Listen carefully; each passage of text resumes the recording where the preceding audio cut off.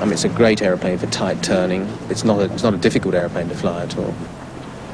It built up an aura that has never been achieved by any other aircraft in world history. The Spitfire has got all the credit because of all this romantic mythologizing, but actually it was the humble old Hurricane that carried the day. It seems to stand out more than the Hurricane, actually, doesn't it, the Spitfire? It's all about the Battle of Britain, as far as I'm concerned, yeah. This small fighter is possibly the most vital weapon that Britain in all its long history has produced. It's a Spitfire. In June 1940, one of 700, it will soon be lost in the first decisive battle to be fought in the air, the Battle of Britain.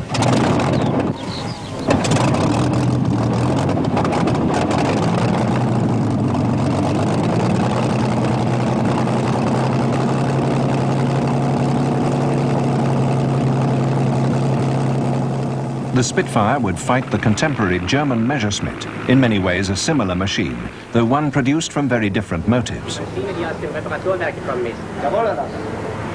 Jungs, beeilt euch, sind bereits Einflüge gemeldet. To date, they had hardly tested each other. In a matter of weeks, the courage and skill of the young pilots, the technology, the ability of designers and engineers of both countries would all be tested to the ultimate limit.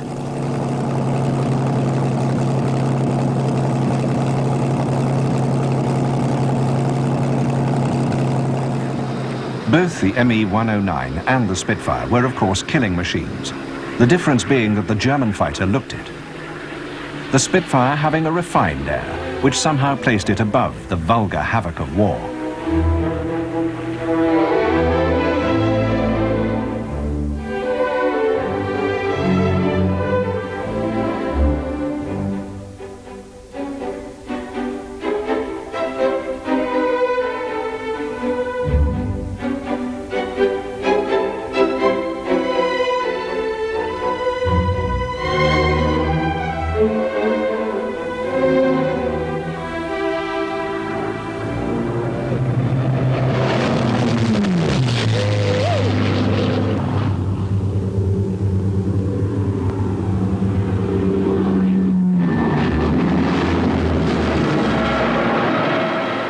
Then came the 10th of May and Blitzkrieg.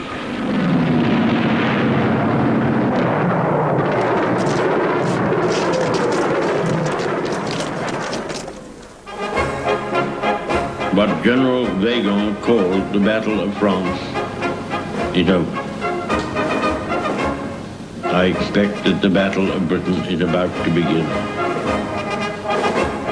The whole fury and might of the enemy must very soon be turned on us. Hitler knows that he will have to break us in this island or lose the war.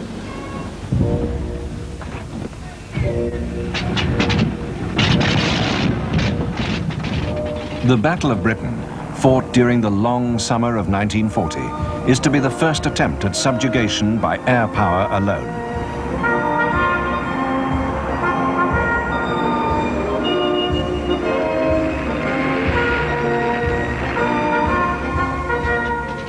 The German pilots are confident. Many, like Werner Mulders, soon to be an ace with 100 kills, have learned their grim trade over Spain, Poland, the Low Countries and France.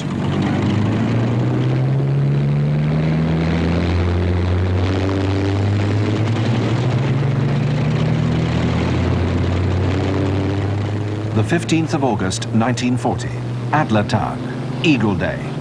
Over 1,200 fighters rise like mayflies from the meadows of northern France.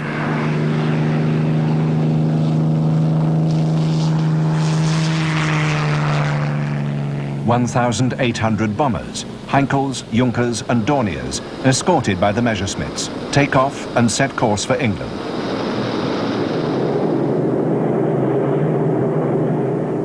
The RAF, though outnumbered, has the benefit of radar and accurate ground control.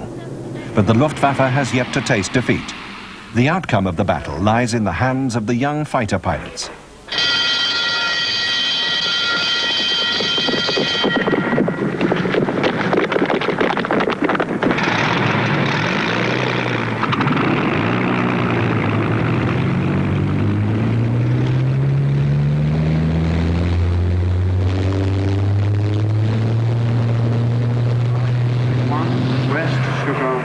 1187, sugar 1187, 310. Intercept grade 46. I got my sights onto one bomber and gave him a long burst. Concentrated my fire on him, and he went down in flames. There's a dogfight going up there. There are 4, 5, 6 machines. They started chasing us, and we were chasing them, in and out of the clouds. Just a flash and a puff of smoke and bits of debris. When I got in a lovely burst of machine gun fire. This shook the German pilots so much that they immediately broke formation. Oh boy, I've never seen anything so good as this. The RAF fighters have really got these boys, Ted. What a sight, and what a scrap. Burst from my guns, he blew up. One of my tracer bullets must have hit his petrol tank. Oh boy, look at them going, and look how the mission... Hey, that is really grand. And there's a Spitfire just behind the first two. He'll get them. The RAF is not smashed. The invasion postponed indefinitely. A legend is created. The legend of the RAF fighter pilots, peacetime playboys, who flying a dwindling handful of Spitfires against impossible odds, have saved the free world by routing the Luftwaffe in its pomp.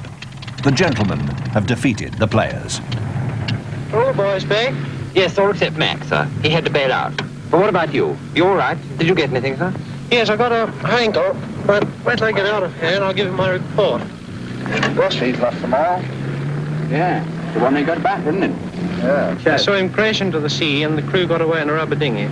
Swell, that's 111 definitely destroyed. So 3 of them got away in a boat? Yes. By the way, sir, Wick is claiming to have destroyed a 215. Air Ministry communique. The biggest bag yet. 185 enemy aircraft shot down. The figures from both sides are proved to be exaggerated. Nevertheless, the RAF has won a famous victory, if only by the most narrow of margins, during 116 days in 1940. Curiously, although the pilots, the few Churchill will call them, are honoured, it is the Spitfire fighter which, like the longbow and Nelson's wooden walls, is to become the symbol of Britain at war. It will be useless for historians to point out that there were in fact more Hurricanes flying in the battle. Hurricanes equipped 29 squadrons, Spitfires only 19. Or that Hurricanes shot down 3 times as many enemy aircraft. The image of the Spitfire has captured the imagination of the public. For following the Battle of Britain, Spitfire funds are organised in every town and village in the country. Never a Hurricane fundraising. During the battle, as Luftwaffe losses mounted, even the Germans seem to be accepting the legend of the invincibility of the Spitfire. General der Flieger Dolfo Galland. Goering came out to our airfields in France. He was mad at us fighter pilots because we did not succeed in giving sufficient defense to our bomber squadrons against British fighters. When Goering asked me what he could do about it, I replied, "Get me Spitfires for my wing." Such is the legend. What are the facts? During the Battle of Britain, the Luftwaffe losses were 1,733 aircraft destroyed and 643 damaged. The RAF had claimed twice the number. The RAF have lost 915 aircraft in combat, 402 of them Spitfires. The Germans have claimed over 3,000, a figure far in excess of the total RAF fighter establishment.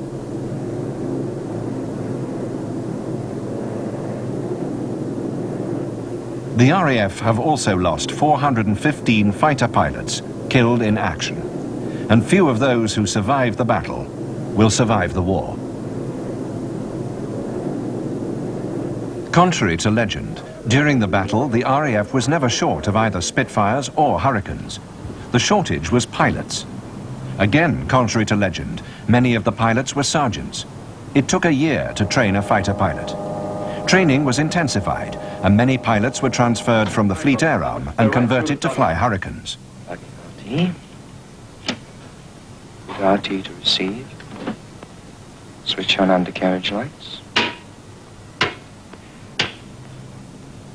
Put petrol on reserve.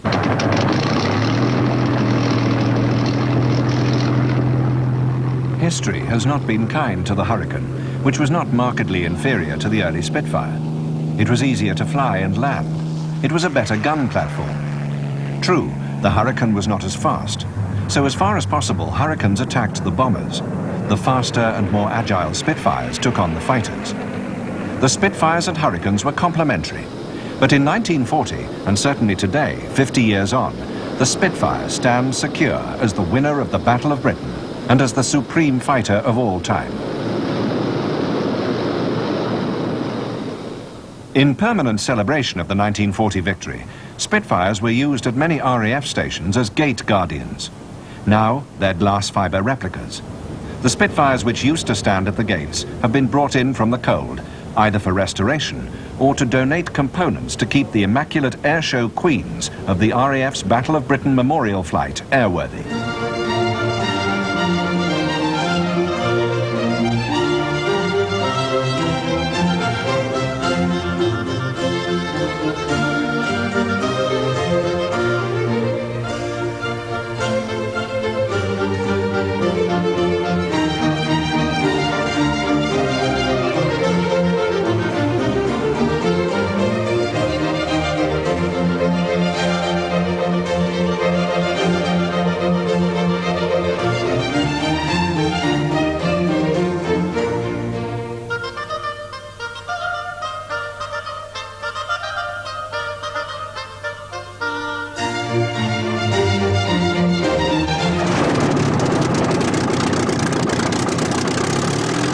Squadron leader Paul Day taxis a Spitfire of the Memorial Flight at Coningsby to delight an airshow audience, most of whom could not have been born when in 1941 this Spitfire was the fastest fighter in the RAF. The origins of the Spitfire began 10 years earlier than that. In 1931, the fastest fighters in the RAF were these most elegant Hawker Fury biplanes. They're the first RAF fighters to exceed 200 miles per hour in level flight. Powered by a 650 horsepower Rolls-Royce engine, they have a maximum speed of 207 miles per hour and are delightful to fly. At that time, these two men had other ideas about the speed of RAF aircraft: Sir Henry Royce and Reginald Mitchell. Royce was the driving force behind the Rolls-Royce car and aero engine concern. Reginald Mitchell was chief designer for the Supermarine Company of Woolston, Southampton, which specialized in the construction of flying boats. Mitchell had designed a series of all-metal monoplane racing seaplanes, entered as the RAF high-speed flight to compete for the Schneider Trophy, an international event for seaplanes which became the venue for the absolute world speed record. Britain had won the two previous meetings. To win the trophy outright, Britain had to win the third meeting, to be held at Calshot in 1931. The Air Ministry declined to finance the three aircraft. To the lasting shame of the government of the day, it was left to a private citizen, Lady Houston, to put up £100,000 for the construction of the 1931 seaplanes Mitchell had designed. They were built around a new 36-litre V12 supercharged Rolls-Royce R engine, designed and developed to produce the then unheard-of figure of 2,600 horsepower. This enabled the Supermarines to win the Schneider Trophy outright, and then to raise the absolute world speed record to a staggering 406.7 miles per hour.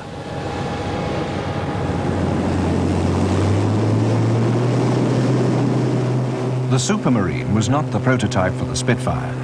Impressive though the performance of the seaplanes had undoubtedly been, they were in no sense practical aircraft. The Sprint engines had to be stripped and overhauled after every 5 hours running. In 1931, none of the RAF's grass airfields would have been large enough for them to take off as land planes. The experience gained enabled Mitchell to design and build a monoplane RAF fighter. It was unofficially called Spitfire and flew in 1934. However, the performance was disappointing. That Spitfire was to end its days as a gunnery target. Back to the drawing board. Mitchell revised the design with a retractable undercarriage and enclosed cockpit, though still retaining the underpowered Rolls Goshawk. The Air Ministry was not enthusiastic. A still later version, again Goshawk powered, was offered. It also failed to excite official interest, though the elliptical wings hinted at a familiar shape to come. In 1934, Rolls-Royce had been on the point of giving up aero engine manufacture. They announced a new engine based on the record-breaking 36-litre Schneider Trophy R that had been scaled down to a mere 27 litres to produce a lightweight V12 military aero engine in the 1,000 horsepower class. It was to be named Merlin. In 1934, it represented the world peak of applied technology.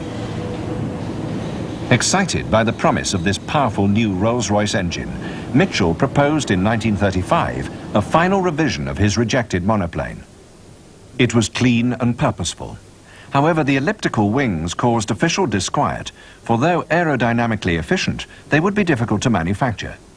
Nevertheless, a £10,000 contract was offered for the prototype to be ready by October 1935. At Hawker's, a rival fighter is on the drawing board. It's been designed by Sidney Cam, who was also responsible for the Fury, and it too will be a Merlin-powered monoplane. As you know, we've been thinking around this problem for some time, and without any doubt it means leaving the biplane, which we know so well, and going to the monoplane with heavier armament and many new features such as closed cockpit, retractable undercarriage, higher wing loading, and of course, new structural problems. The biplane Fury became the monoplane Hurricane. In 1935, 600 were ordered. The Hurricane was an easier proposition to manufacture than the rival Spitfire. It was the end of a simple wood, metal and fabric technology which began with the Sopwiths of 1917. The Spitfire was a complex new all-metal technology. The planning of Britain's new air program begins to show results. Preview is given of Vicker's contribution to the mightier air fleet, which will bring air supremacy to Britain. The Spitfire takes off first. This is the latest type of single-seater fighter, and as you can see, a monoplane. In design and construction, she is not unlike the last Schneider Trophy winner. That she is going to be a great asset to the RAF is pretty obvious. We are flying along in our own plane at about 175, so what speed she is capable of, you may judge from the pace at which she overtakes us. July 1936. Geoffrey Quill, the test pilot. Mitchell was in the chase plane. Sadly, he was not to live to see his design into production, for he died the following year of cancer at the early age of 42. Mitchell was succeeded by his chief draftsman, Joe Smith, as the Spitfire went into production. Mitchell had this power, not only was he a great designer, but he had this essential quality that he was able to build up an extremely competent team around him and to really make it work as a team and control it. And this is, of course, what uses a good aeroplane. It can't be done any other way. I think it's right to say that at the time, not everybody believed that the Spitfire was a good aeroplane or even a practical aeroplane. There was a very widely held view that it was far too much influenced by the racing experience that Supermarines had, and that it was in fact nothing more or less than a sort of racehorse which was quite unsuitable for the hurly-burly of service life, and a lot of people thought it was the engineering was too difficult, it couldn't be produced. And it very nearly wasn't, for what would become a depressingly familiar failing of British industry was soon manifest. The production of the first order for 310 Spitfires fell behind schedule and went over budget. There were appalling delays because of the inability of the subcontractors to actually fabricate, for example, the wings of the Spitfire, and so the Spitfire was delivered to the squadrons 18 months after the Messerschmitt 109 was delivered to the German squadrons. The Messerschmitt is a sort of Mercedes job. In other words, it entirely understands production engineering, the problems of fabrication and manufacture, and was designed as that from the start, and therefore it is less romantic, less beautiful, but in its way just as effective and much more easy to produce. And what people don't often realize is that the later marks of Spitfire took 3 times the man-hours to produce as the later marks of Messerschmitt. I think the difference between the Spitfire and the Messerschmitt is a total difference in the philosophy of making anything. To me, the Spitfire is part of British romanticism and love of individual craftsmanship, you know, the beautiful thing, the kind of sports car ideal, and was designed by Mitchell himself with no idea whatsoever about the problems of production engineering. No, it wasn't designed with mass production, 22,000 eventually, in mind at all. It was an advanced airplane, a thoroughbred airplane with no concessions to anything except aerodynamics. And the Spitfire was a very advanced airplane for its time because it was just the start of stress skin wings and fuselage. Fuselage of the Spitfire never gave any problem, but the wings were complicated. They were very thin, much thinner than any previous airplane, and they were elliptical to get the best aerodynamic results. So they were a complicated production job. And Supermarines didn't do them themselves. Supermarines, when the Spitfire came into production, had only 600 people. By 1940, they doubled it, and by the end of the war, they had 10,000 spread around. But the wings were subcontracted out to General Aircraft, to Popjoy Motors, to Press Steel at QUILL. And so they were built in various places and then brought together, and they didn't all fit together. So this held up things to begin with. But it's unfair to say they didn't get going, because they did.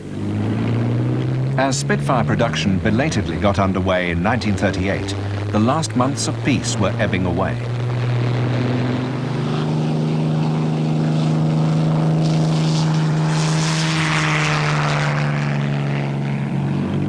In a blaze of propaganda, the German Messerschmitt 109, the fighter which would soon challenge the Spitfire, breaks the world landplane record at 379 miles per hour.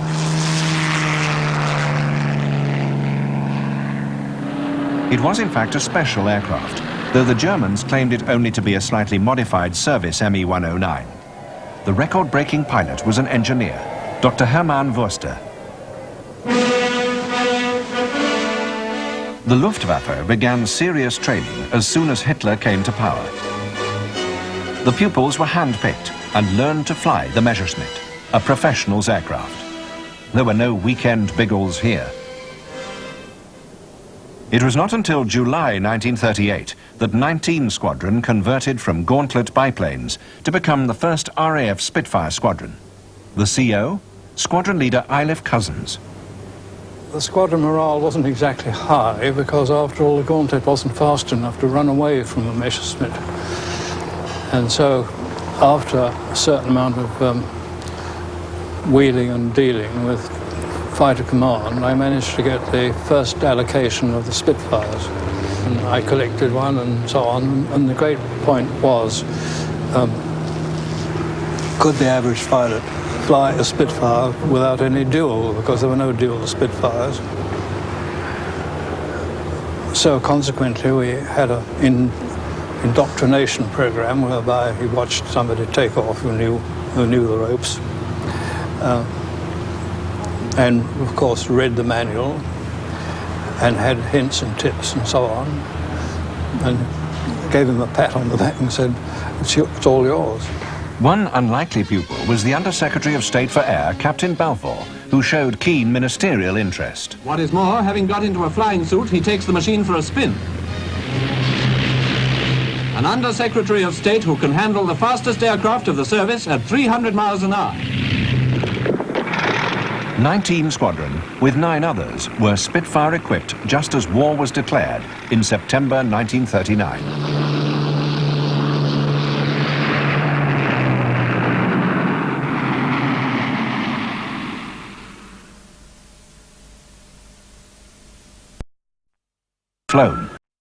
Flown. Was it as good as legend supposes? 8 guns were fired by a simple button on the pilot's control column. The reflector sight worked on a Victorian music hall illusion known as Pepper's Ghost. There were 4 guns in each wing, .303-inch Brownings, each with around 300 rounds. Belted and fed from boxes to enable the fighter to be quickly rearmed in battle. A good ground crew could rearm and refuel a Spitfire in under 8 minutes. During the Battle of Britain, 30 Spitfires were armed with 2 20mm Hispano cannon, but the thin wings had to have bulged fairings to accommodate the bulky cannon magazines.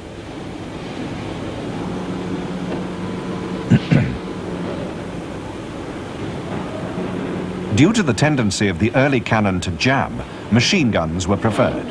They were traditionally protected by the application of doped fabric to the gun ports. By the onset of the Battle of Britain, the variable pitch propellers of Spitfires and Hurricanes had been fitted with a constant speed unit. In the simplest terms, an automatic in place of a manual control. It meant that pilots could use full combat power without the danger of over-revving the engines. The primary flying controls were manual, operated directly by the pilot, though the landing flaps did operate by compressed air. The radio, wireless in 1940, was the TR-9, an HF AM set which could be picked up by an all-wave domestic radio. People listened enthralled to the new lexicon of combat: scramble, Angels 1-5, bandits, tally-ho, and the screams of boys trapped in blazing cockpits. A preserved Mark II built by Westlands in 1940. It's undergoing a major overhaul. Tony Bianchi, Spitfire pilot and restorer of wartime aircraft, is responsible for the overhaul. Morning. How's it going?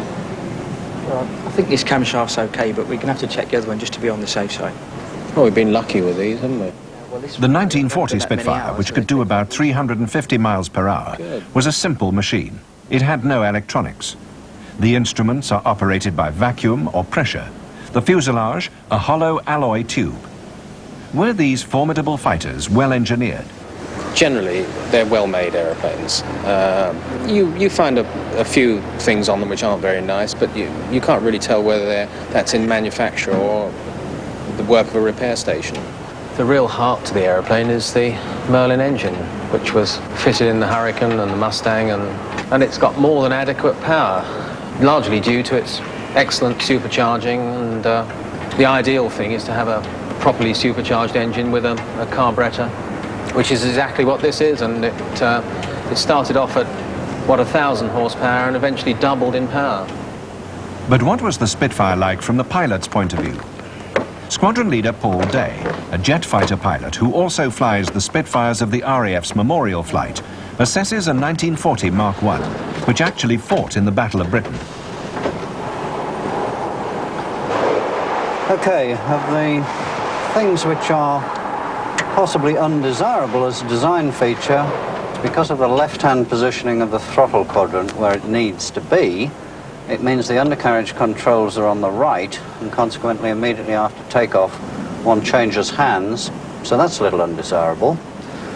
Flaps, which are here and reasonably well positioned for operation, have no function in terms of performance flap like a Messerschmitt slats. They are simply either down or up, and for most of the time on a Spitfire they would be up, so they offer you nothing other than full drag for landing. Of the rest of it, it's not badly positioned in terms of instrumentation, except that the engine instruments, which are clustered over on the right-hand side, are not particularly attention-getting in terms of you having a problem during a period of high workload. I think the first thing you would know is oil on the windscreen or smoke. Because of the addition of the armoured glass and the columns here, it very much restricts vision forward. There would be a reflector gun sight here, which will restrict it even further. These panels are not particularly good. Quality of the glass here is actually extremely poor and distortive, and therefore will cut down the range at which you're going to see somebody. That having been said, there are also problems now in that it is very difficult to turn one's head around and look backwards, which one needs to do because it's where the problem will arise most of the time. For that we have a tiny little makeup mirror here, so you're scanning a very small fixed piece of sky. Out front there's a good 6-8 feet of nose, 10 feet of nose if you're talking Griffon Spitfire, under which all manner of nastiness can be going on. For instance, even nowadays, low level in a Griffon Spitfire, at 500 feet, the next 3 miles is blind to you under the nose. You then come to what can you see actually out of the cockpit, and of course what you can see is mainly this wonderful elliptical wing under which all manner of other problems are going to be hiding. So all in all, the wing is wonderful, but the wing is very, very much in the way in terms of what you'd expect of certainly a modern combat aeroplane. There's far too much nose, and because you're constrained in the cockpit, actually seeing behind you where the trouble normally comes from is somewhat of a labour of love. It's light and agile, and it is given the lineage of other World War II fighters, well up in its class. It has the clear benefit that it's got an excellent CSU, i.e. a variable pitch propeller. Throttle quadrants where you want it to be. The actual system for arming and firing the whole thing was where you want it to be, and extremely simple. Not unlike some modern fighters, given the small cockpit, you can in fact get an awful lot of back stick with quite a reasonable amount of aileron. So all in all, yes, as a dogfight aeroplane of that era, it's pretty good. So as it turned out, Reginald Mitchell got it more or less right. I think Mitchell got it absolutely right, yes, indeed. He was the quantum jump in fighter design, and I think had we not had it, we could have been in big trouble.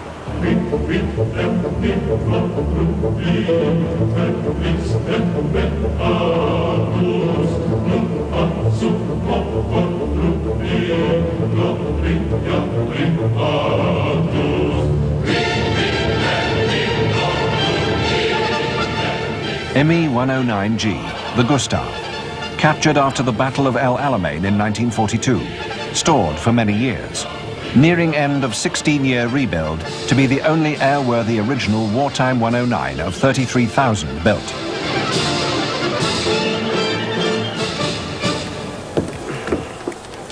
Paul Day, Spitfire pilot and Spitfire critic, climbs into a Messerschmitt for the first time.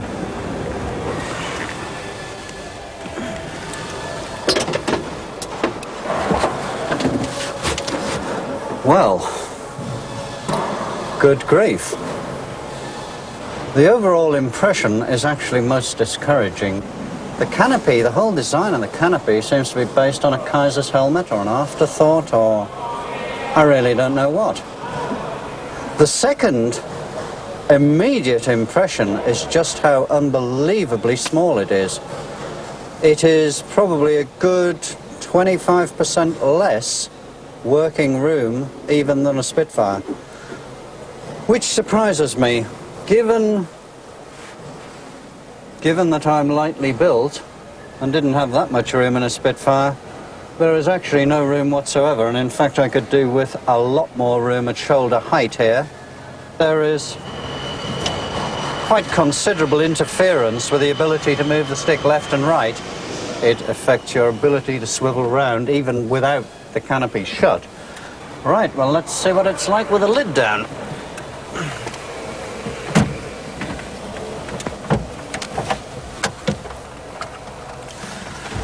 Well, well, this certainly isn't for the squeamishly claustrophobic.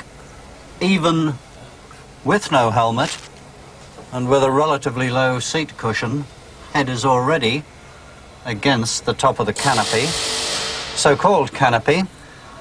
Fairly obviously, the first thing that takes you is just how little room. It is probably, it's a good 100% worse than the problem of turning round to look behind you in a Spitfire. The view forward, well, is almost all either crooks of Essen or 2 inches of armoured glass. It's impossible to fly this aeroplane with the canopy open, which accounts for the provision of the sliding side windows, which is fine.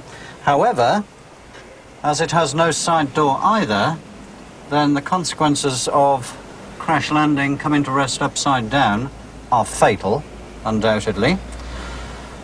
Okay, let's do a bit more weightlifting on what is actually a very heavy canopy, which I wouldn't care to have drop on my head or wrestle with in a bailout situation, and take a look at what, to be fair to the aeroplane, are some features in the cockpit which I actually like. Starting on the left, the elevator trim wheel is perhaps a bit too big, but nicely positioned and businesslike. Throttle quadrant is nice, throttle friction is nice, it's all businesslike, well to hand, and of course that allows sufficient space for what is perhaps the best comparative feature cockpit-wise between the 109 and the Spit, in that the undercarriage controls are nicely to hand just in front of the throttle controls and do not require that one changes hands immediately after takeoff.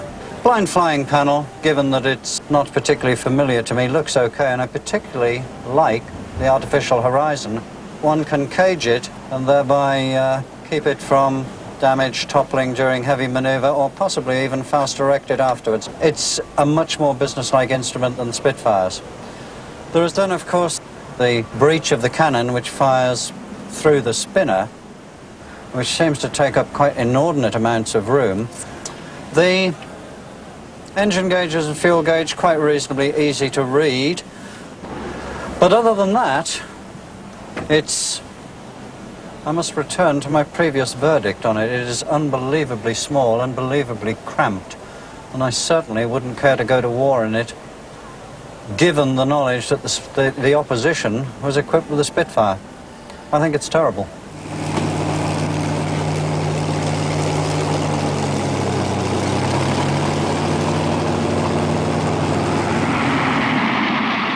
The Gustav of 1942 was the most numerous variant of the Messerschmitt 109s built during the war years. It was, as has been said, produced in a third of the man-hours a Spitfire 5 required. Yet it was more technically advanced. For example, its Daimler-Benz engine was fuel-injected, and the airframe seems well engineered. Tony Bianchi. Yeah, I must say it's quite an eye-opener to me. I've always been led to believe that the 109 wasn't very well made, and there were all sorts of complications on it, but on first appraisal, it's certainly superb. Fuselage, for instance, it's got very nicely let-in skins onto a frame, and they're let in very carefully, and it's nicely flush riveted. It's a second-generation monocoque aircraft, and it's certainly more modern in areas. The skinning on the Spitfire is rather old-fashioned in various areas, and it's quite complex as well. This is a lot more simple. There's no double curve skins at all on the fuselage anywhere. It's all really quite easily done in the field for repair, and I'm sure in manufacture it was very simple and easy. I was always under the impression they were hurried in some areas. Okay, there's some skins which haven't been particularly nicely put on, but it doesn't detract away from its general quality. There's some beautiful engineering in it, and some excellent quality workmanship as well. All the sort of general servicing, such as removing sparking plugs, is very much easier than, for instance, with a Merlin. Getting the lead ends on is difficult, but with this, it's very easily accessible. The cowlings are very easy to undo. You don't have the same problem as with a Spit, for instance. Lots of cowling fasteners that are usually shaken to pieces and worn out. With this, it's 3 fasteners and you undo the cowling. You can get the oil cooler easily. Wonderfully accessible. The Spitfire in its own way it's a completely different sort of aircraft. This, I think you'd have to be attuned to it and be used to continental aeroplanes to feel the benefit. I must say the Merlin looks old-fashioned. This engine certainly looks like looking at a German Grand Prix car of the pre-war period, and at the moment it's beautifully clean, and it's very much an engineering job, probably over-engineered for its needs at the time. However, the Me-109s were not easy aircraft to fly. Indeed, one Luftwaffe test pilot described the landing characteristics of the Gustav as malicious. Over 1,500 student pilots were killed in flying accidents in 109s in the first 2 years of the war. No wonder congratulations were in order following a successful student's landing. But why were the Me-109s so difficult? Boscombe Down test pilot Reg HALLAM. Part of the problem is the geometry of this undercarriage. You can see how the legs are splayed out like that, and if you do get the airplane going sideways on takeoff and landing, the leg wants to dig in and cause the swing to increase. And also, there's 2 or 3 degrees of toe-in on the wheels, and if you do get up on one wheel, the airplane wants to sort of bicycle around like that. So it's very important to keep the nose of the airplane pointing in the right direction on takeoff and landing. And to be able to do that, of course, you've got to see. You need to be able to see out to the front well, and that's just what you don't have in this aeroplane. So you've got to work particularly hard in looking left and right on takeoff and landing to keep your directional control. An interesting feature is this leading edge slat. you should be able to push it in with one finger. They operate automatically when you're pulling the aeroplane hard in maneuver or flying it slowly. And what happens is they pop out like that, and then high energy air goes through this slot and over the upper surface of the wing, and you get extra lift that way. They're very gentle and benign in operation. They work very smoothly, and even if they operate asymmetrically, one before the other, you don't get any of those nasty snatch rolls that you can get on some aeroplanes that have this design feature. They're very, very smooth handling devices. Malta, 1942. The island is under siege, and the only defenders, a few war-weary hurricanes, which are totally outclassed.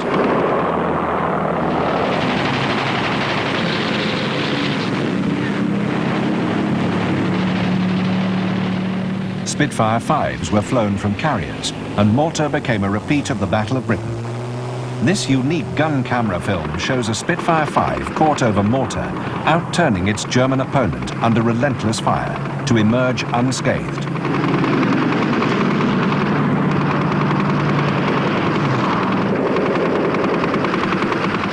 Spitfires had turned the air battle.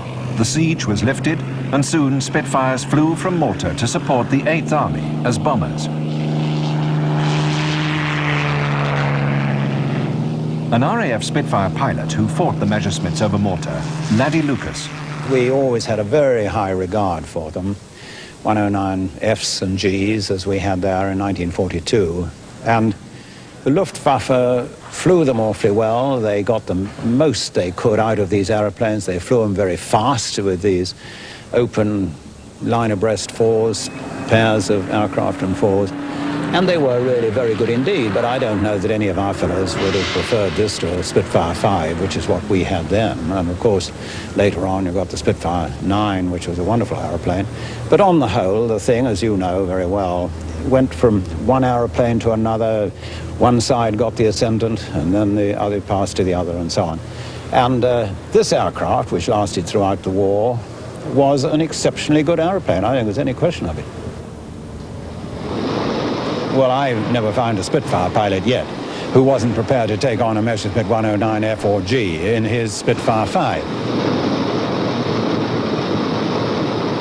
But the problem came, and I can remember it so well, at the end of 1941, early part of 1942, suddenly these Focke-Wulf 190s appeared. And that was a different kettle of fish. I mean, we had 3 or so terrible months with the 5s against the Focke-Wulf 190s because they were definitely superior. I mean, up to about 22 or 23,000 feet. They really were, and it was a very, very rough time indeed. The Focke-Wulf 190, the butcher bird as it was called, was indeed formidable. Its 1,700 horsepower BMW radial engine gave it a speed of over 400 miles per hour. It was agile, very well armed, and completely outclassed the 365 mile per hour Spitfire 5. It was considered a most serious threat to the RAF, whose hard-won air superiority was suddenly cast into doubt. But then, with the genius of Supermarines and Rolls-Royce, they introduced the Spitfire 9 with the Merlin 61 series, the 61 and the 66 engine with a 2-speed, 2-stage blower, which came in at, as I remember it, 14,000 and then with 23 or 24,000 feet, and really put some G behind it. And the thing was, I mean, that, of course, the Focke-Wulf 190 pilots who had had a field day with us in the 5s, with the Merlin 45s, they saw these aircraft, these Spitfire 9s, they didn't know they were 9s at all, they thought they were 5s, they thought they were going to have another field day. And then Johnny Johnson and all these fellows with these Canadians and the 9s there simply took the pants off them, and they never knew what hit them. The Spitfire 9 was the first major variant to exceed 400 miles per hour, the speed of the S6Bs of 1931. Spitfire production at Castle Bromwich peaks at 320 a month. We absolutely depended on the Americans for our whole rearmament program, and the Spitfire included. We depended on them for the advanced machine tools that fabricated the engines and the airframes. We depended on them for the Browning machine guns. We actually depended on them enormously for instruments and instrument panels because, in a word, the poor old Brits at that time had a rather weak high technology industry in terms of machine tools and instruments. We just had to import it.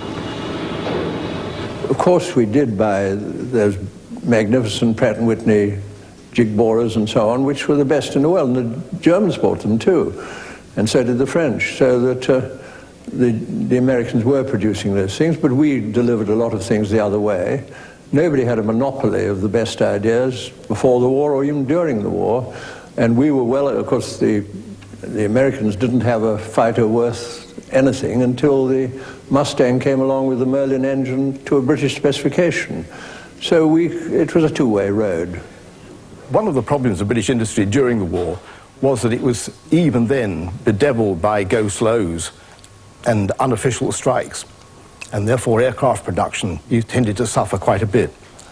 Not much as it appears in terms of the overall numbers, but just enough disruption to cause quite a lot of alarm to the government at the time. They had some unrest, but nothing serious. There were no major strikes, no. They were just really getting into the ideas of what mass production, or what for those days was mass production, was all about. And of course there were a few problems to iron out, but they weren't held up. And the fact that twice as many Spitfires and Hurricanes together were built during the Battle of Britain compared with the Germans' output of Messerschmitts shows that it wasn't too bad an effort anyway. As Spitfires were built under pressures of war, what problems did they pose on their first flight? Chief Test Pilot Alec Henshaw. We had plenty of aircraft that gave trouble, but that's what our job was for, was to find out what the trouble was, to locate it and put it right. I should think very little trouble with the fuselage as such. Possibly some troubles with the engine at times, like skew gear failure. You could fly an aircraft on test probably 3-4 times, be perfectly okay, and then at normal revs, normal boost, the engine would suddenly stop because the two magnetos had been cut off. But I think possibly, apart from the skew gears, piston failure was probably the most disconcerting, depending on when the engine suffered its damage. I did have one in a dive that the piston seized, the whole engine seized, and then because we were in the dive with the prop thrust overloading the bearers, the engine and the cowlings were starting to break up and fly around, and before I knew where I was, I'd been flung out also.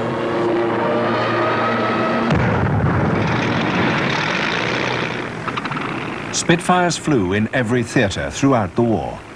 Long-range versions flew photographic reconnaissance to record post-raid bomb damage and to locate targets for fighter sweeps over northern France, with hundreds of Spitfires attacking targets of opportunity as a prelude to invasion.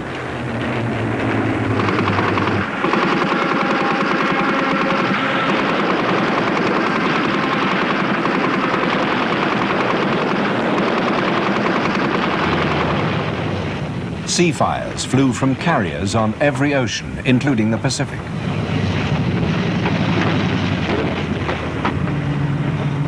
There were, of course, pretenders to the throne, the North American Mustang.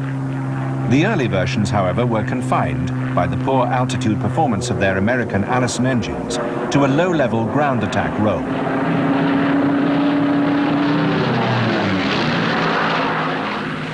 But later versions with Rolls-Royce Merlins became excellent long-range escort fighters. Hawker Tempests, with their complex 24-cylinder Napier Sabre engines, were used against the first jets, the V-1 flying bombs, as were Spitfires. 350 V-1s were shot down by fighters, though attacking a V-1 was never popular.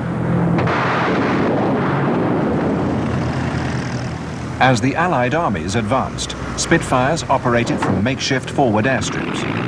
These are flying with the 12th US Air Force in North Africa, some of the 350 Spitfires given to the United States.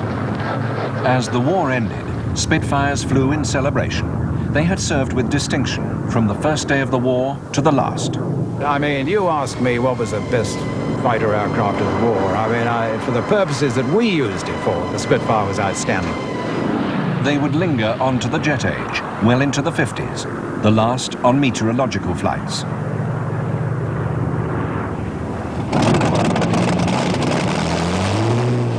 Their day is done, though 3 Spits will be kept by the RAF for Battle of Britain flypasts, commemorating the battle they did so much to win. The rest were scrapped. Or, like that first Spitfire, used for target practice.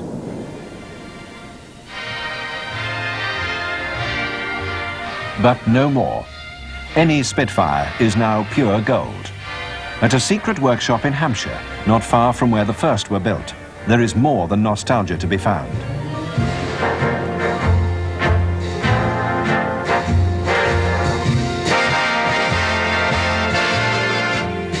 In these workshops, skilled men are building and rebuilding by hand Spitfires for customers across the world. There's a long waiting list, and they cost a good deal more than the wartime price of around £6,000. Strangely, the name Spitfire was disliked by Mitchell. Bloody silly, he called it.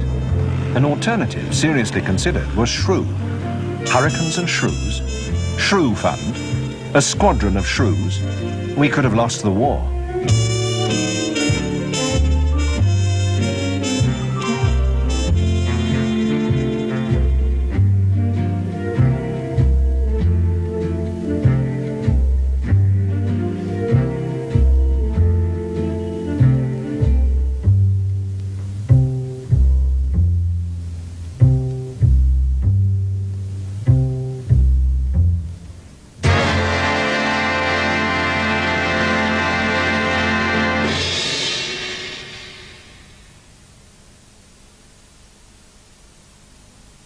The merits and